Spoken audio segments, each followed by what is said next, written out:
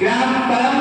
तहसील तिलक जिला रामपुर में ये 3 दिवसीय छात्र का आयोजन होने जा रहा है, जिसकी दिनांक 27, 28, 29 अक्टूबर 2024, जिसमें आप समर्थकों को सूचित किया जाता है कि विशाल सत्संग में पहुंचे और अपने मानव जीवन की खुशी की भावनाएं सच्ची दरबार की कृष्ण हरे हरिवासी नारायण। देखिए, दुनिया रचने वाले को भगवान कहते हैं,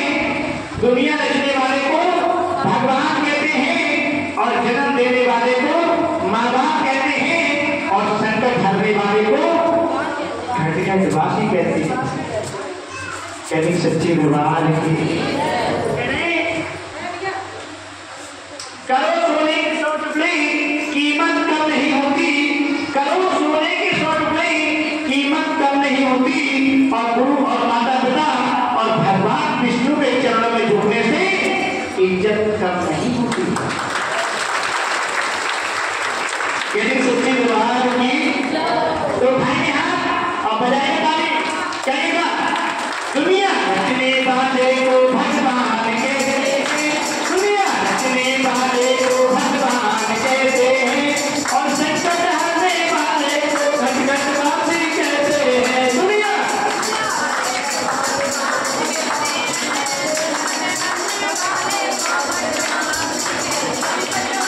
रचने वाले को भगवान कहते हैं, जन्म देने वाले को माँ बाप कहते हैं, माँ बाप कहते हैं, और